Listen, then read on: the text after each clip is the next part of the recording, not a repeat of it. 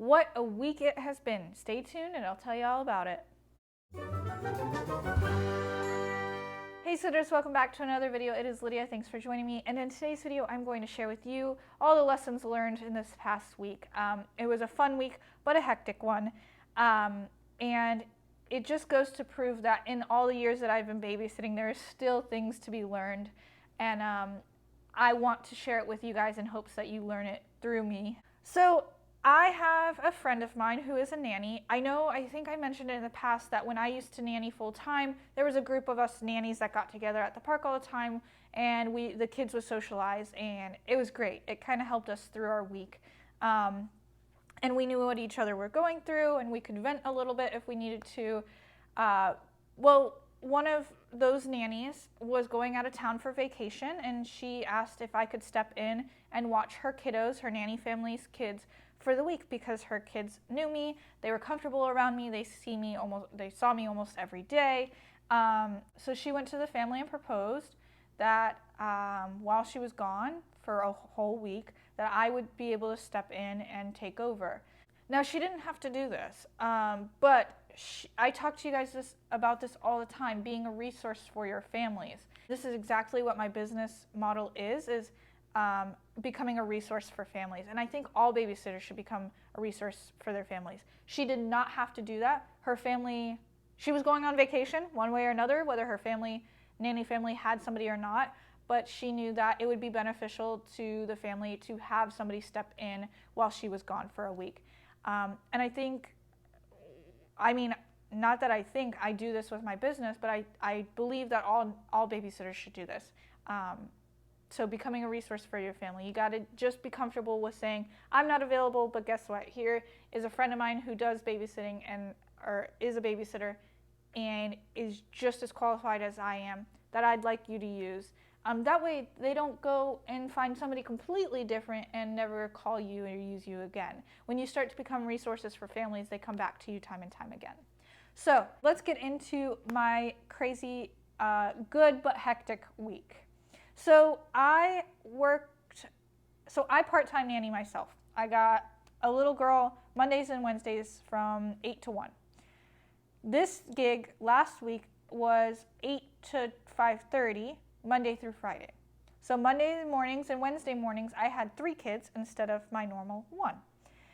This was a dynamic change for all the kids. My nanny kid, part-time nanny little girl, she is used to having my one-on-one attention, and she no longer had that because we were working with 2 other kids. So there was 3 of them. And then same on the other side. The other 2 were used to they were siblings, obviously, 1 boy, 1 girl, and they're used to just having the 2 of them play and doing their stuff on their own. But they had to learn how to include my little girl into what they were doing. And they were great about it. They did an awesome job to include her. But throughout the week I was working with, so Monday I just tried to do like a very low-key day, kind of get the hang of it. My nanny friend left me a very detailed, well-written out schedule. So it's not something that I learned, but it reinforced that schedules are key for kids. All nannies, all babysitters, all nannies, they work a little differently. They work with kids a little different. They're all a little different. We're all a little different in the way we work with kids. That was also shown this week multiple times when I heard, well, Miss So-and-so doesn't do it that way.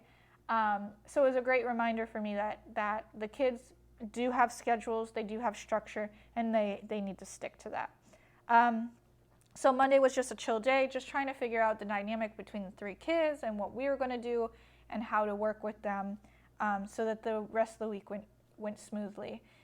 Tuesday rolled around. We did a little swimming in the afternoon. I just had the 2 kids on Tuesday. Went to the park and we had an accident. Both kids are potty trained. Both kids are supposed to go to the bathroom before we leave the house, before we go anywhere or do anything. It slipped my mind. We got to the park and he pooped his pants. And it was so bad we had to throw his underwear away. But I had backups in the car. Thankfully that day when I did have the accident, I didn't have it, he had it.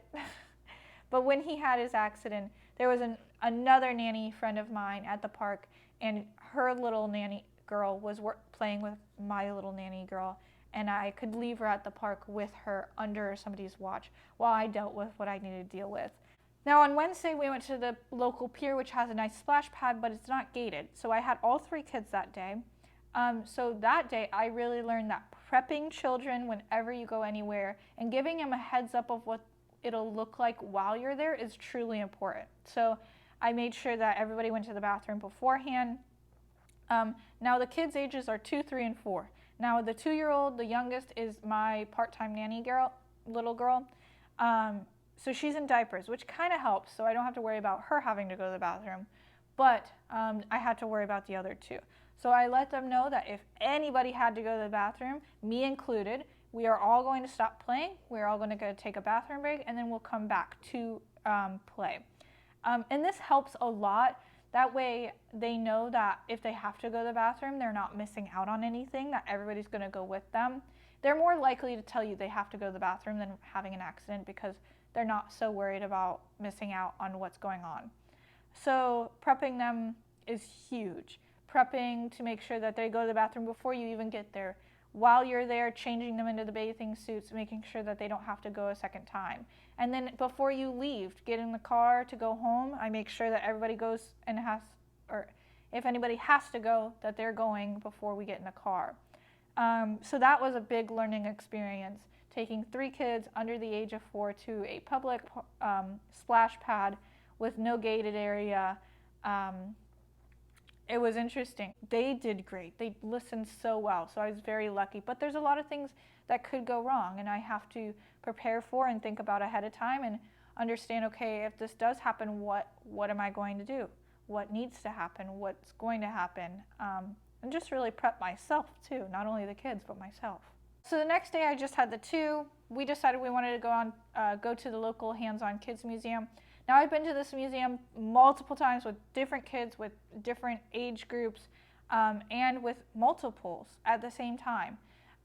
But going back to the whole, every nanny does it differently, every babysitter does it differently.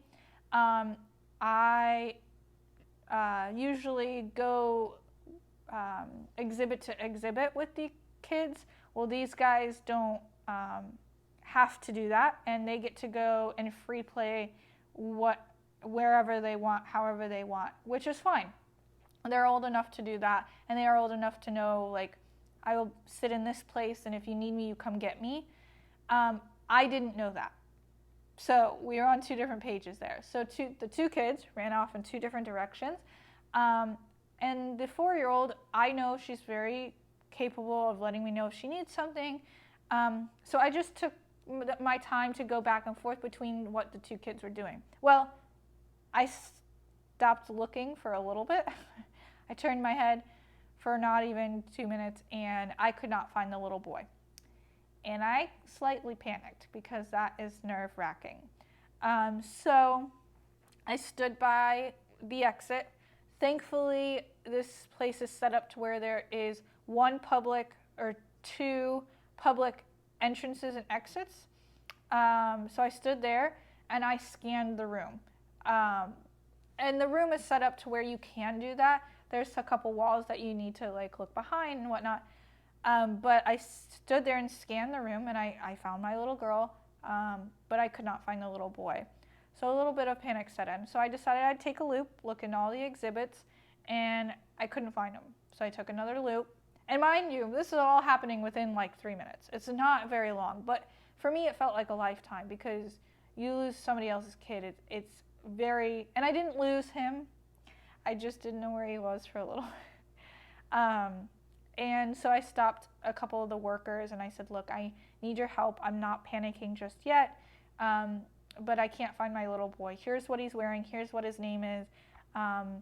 He probably will not come with you if you asked him to come with you. Just tell him that I'm looking for him and he'll come find me. So as I was saying that, he ran by and everything was good. I found him. But I talked to the nanny about it, and she said, oh yeah, the kids know that if they need anything, they come find you. You are able to sit in one place, and that helps them know where you are. So you're not all walking around trying to find each other.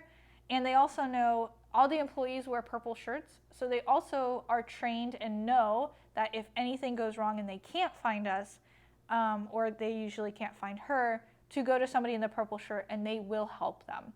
So she's prepped her kids very well that she's going to sit in one place. You guys go do your thing. If you need anything, come back to her. And they need to check in so often. If they can't find her, they go to somebody in a purple shirt. And I didn't know that. So it was a little hiccup. It was a little, I was a little anxious, a little scared for a little bit, but it all worked out in the end. All in all, it was a great week. The kids were so good for me. I say that after I told you all these hiccups that I've had. Overall, the kids were great. And I really enjoyed it. I enjoyed the learning experience, that working with another family that had a full-time nanny who did things a little differently. It was a challenge, but I absolutely loved it. I love the kids, so it was pretty fun. I will end up doing a video on how to become a resource and why that is truly important. Again, like I said earlier, she did not have to give them my name or number to cover her for the week, but she did, and I think that was truly important and beneficial for the family. If you guys have any questions, please let me know down in the comment section below, and I'll see you guys in the next video. Thanks for watching.